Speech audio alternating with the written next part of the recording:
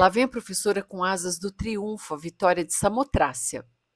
Considerado um tesouro histórico, a ilha grega de Samotrácia foi palco de um santuário dedicado a divindades tão misteriosas que seus nomes não deveriam ser pronunciados. O local era tão importante que, reza a lenda, os pais de Alexandre o Grande se conheceram nos cultos realizados em seus templos, nos quais hoje só restam as ruínas. Em 1863, o diplomata e arqueólogo francês Charles Champoiseau realizou escavações na ilha e, ao encontrarem uma escultura em pedaços, seus homens gritaram: "Achamos uma mulher!", que era simplesmente o que tinha restado da escultura da deusa mensageira da vitória, ou Niké. Na imagem amarelo pode-se ver as partes faltantes, que posteriormente foram restauradas em gesso pelo pessoal do Museu do Louvre, em Paris, aonde a escultura está exposta até hoje, sendo junto à Mona Lisa e a Vênus de Milos uma das obras mais visitadas. E mesmo mutilada pelo tempo e por terremotos, é impactante. Esculpida em mármore de Paros, que é muito branco e de altíssima qualidade, mede 2,75 metros. Sua base, que é a proa de um navio, modelo comum usado em batalhas navais pelos gregos antigos, foi esculpida em mármore cinza, proveniente da ilha de Rhodes. A altura total do monumento é de 5,57 metros. Esse colosso foi deixado na ilha de Samotrácia como oferenda aos deuses, provavelmente em agradecimento pela vitória em algum combate naval.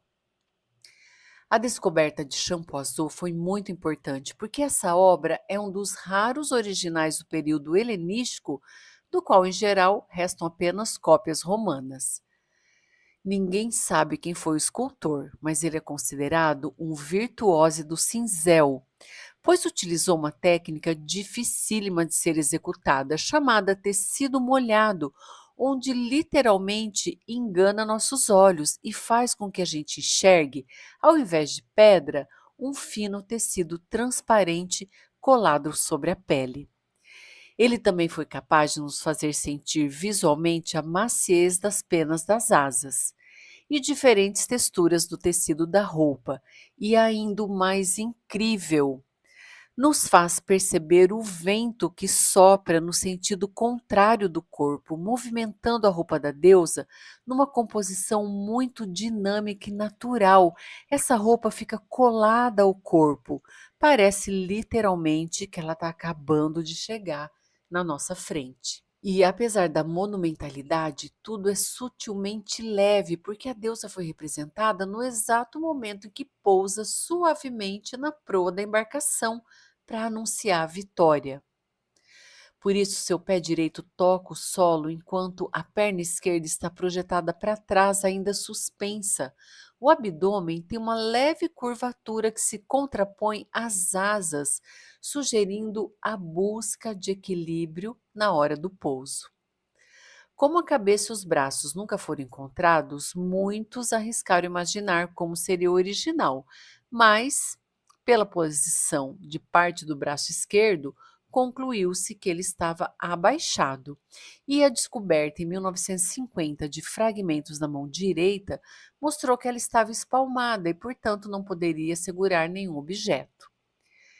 Mesmo incompleta, ela segue majestosa e, do alto dos seus mais de 2.000 anos, preserva a beleza e seus atributos divinos, refletindo ideais de liberdade e de conquista.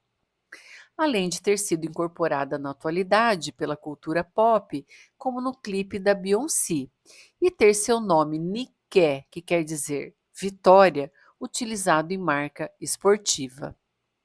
Estar na presença da deusa é uma experiência única. Imaginem se ela tivesse completa.